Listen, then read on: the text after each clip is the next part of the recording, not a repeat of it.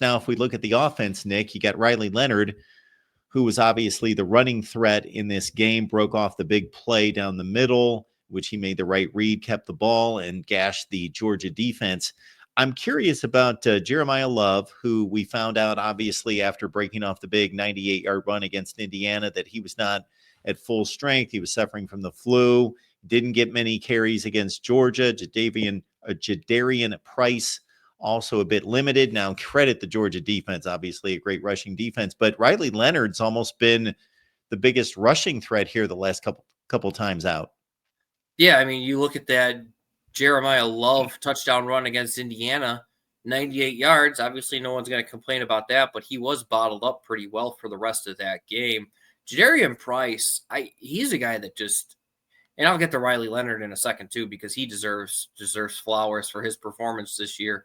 But Jadarian Price is a guy that you kind of look at and you're like, man, if he was in just about any other backfield, the accolades that he might be getting, the amount of touches and carries he would be getting, because he'll come in. He's the one that scored the late go-ahead touchdown against Texas A&M. He's the one that scored some very big touchdowns for Notre Dame. Jeremiah Love left the game against USC in the second half after he got hit right on the knee, and it was Jadarian Price that turned into the full work running back in that second half.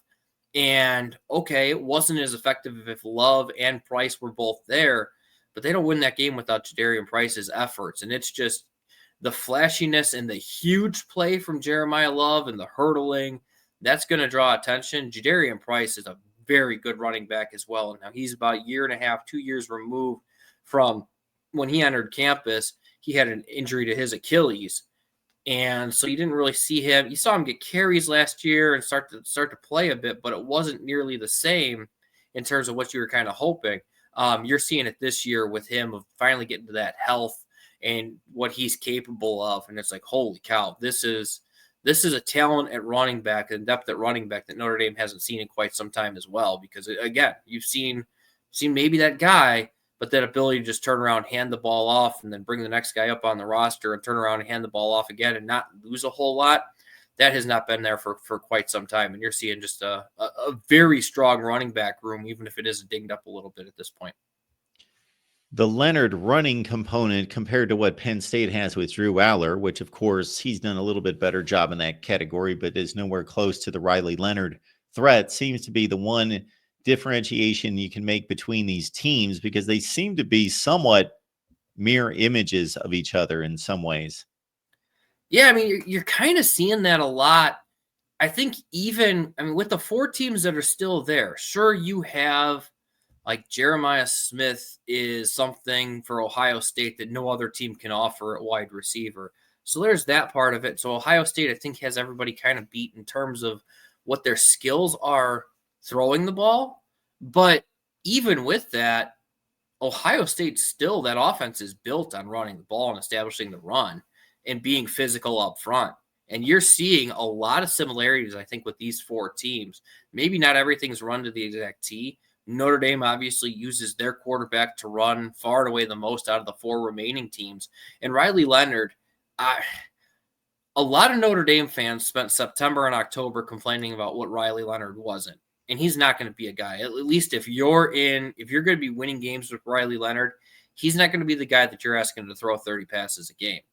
But what he is an incredible, essentially a third running back. And he mans that offense. He's the one obviously making the reads, whether it's going to be to pull the ball or to keep the ball. And it's so weird watching him run. He's spoken about this before as well, multiple times this year. And he'll say, he's like, I don't feel like I'm that fast. But then I look down, he's got these long strides. And you look down and you're like, oh, he's pulling away from another linebacker. Oh, he's outrunning another defensive back. Like, he doesn't ever look like he's moving at like this top speed, super fast speed. But there it is. I mean, you saw it again the other day against Georgia where he broke off like that 32, 35-yard run down the middle of the field. And it's like, oh, okay, he's running away from people again. And that's a huge play to turn the entire balance of a game. And listen, he's not going to be like this guy that goes on to the NFL and has this great career. He's not going to be that kind of passer. But for what Notre Dame is, where they're trying to establish the run and they're going to try to run the ball until it doesn't, until they physically have to do something else. He is the absolute perfect quarterback to complement a couple of running backs, and his ability to get the ball when needed to a Jordan Faison or Mitchell Evans or Bo Collins, a couple of his receiving targets.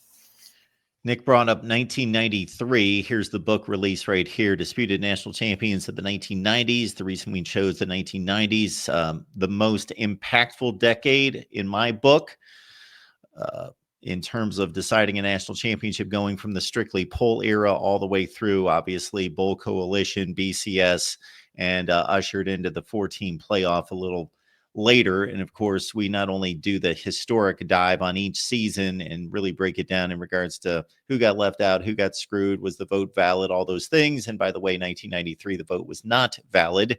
I'll give you that one tip. Beyond that, we take each one of these seasons and we plug it into the BCS era, the 4-team playoff era, the 12-team, and the proposed 14-team, just to give you a look at what fun it would look like or had looked like back then. So give it a look. The links down in the description section below. Nick, is there anything about Penn State that concerns you? We did kind of size up how the teams are so similar, defensive fronts that are exceptional, offensive line play, double backs in the backfield that are arguably two of the top 3 or 4 rooms in the country. The whole thing seems to just kind of, again, Aller's more the prototypical NFL passer versus what Leonard provides.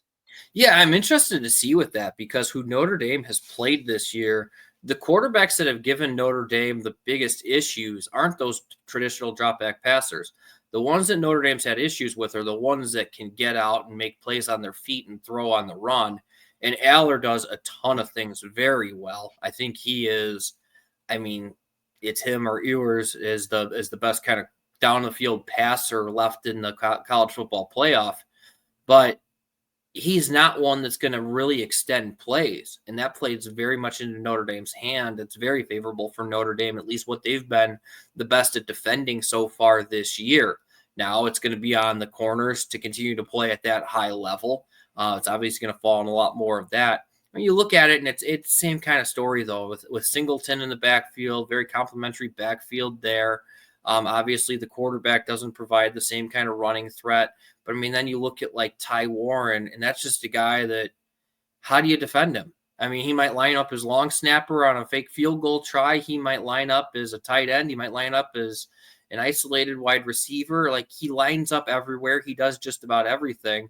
So that is how Notre Dame ends up defending him. It was interesting. They were talking about it after practice earlier this week, where safety Adon Schuler was saying, like, oh yeah, well, in this situation, we had our tight end kind of being the scout team player for him. And then it was a wide receiver, and then it was a running back that was playing the scout team role of Ty Warren. It's just, you had to take 3 or 4 different people in order to play him in practice, just to kind of give the full cycle of what he's able to do, because he can impact the game in several different ways. So I'm very curious to see kind of how that X's and O's matchup goes between the two.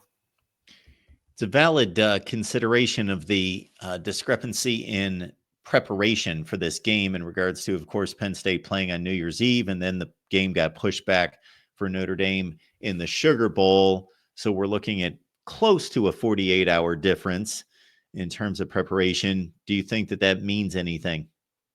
I think if it does, maybe like Jeremiah Love, he left the Sugar Bowl when he walked off the field, had a brace on his knee. Was at practice when that was open earlier this week, had the brace on his knee, didn't seem to be exactly loving everything going on with that. So that's something to keep an eye on. I look at it, and it's not like it's a short week. You're still getting 7 days, still a full week. You're still getting that part of it. So not really one to look there of, oh yeah, it's an excuse for Notre Dame. Okay, maybe it's a little beneficial to Penn State, but both teams, Penn State had to travel all the way to the West in the Fiesta Bowl, and the travel that went into all of that. And Notre Dame only had the kind of shorter flight to New Orleans. So that's back in Notre Dame's favor. If you want to find like the advantage in that part of it, I'm sure you can, but I think it's kind of nitpicking. You're getting two of the best teams in college football, 2 of the biggest brands in college football that haven't played since all the way back in 2007, and they get to square off of what used to be a great rivalry. So, hey, with on the line, obviously, what's on the line for these two teams, a spot in the national championship game. I mean, as much as I was okay with the college football playoff and okay with the expansion of the college football playoff. I don't love 12 teams, but I will tell you what, I think that, I mean, our friend over with USC and Trojans Wire, Matt Zemek, had said this, I believe. He's like, maybe we messed up so badly off the field and everything with NIL, with scholarships, and with the transfer portal and with the college football playoff. Maybe we messed it up so badly that we made the on-field product just about damn near perfect.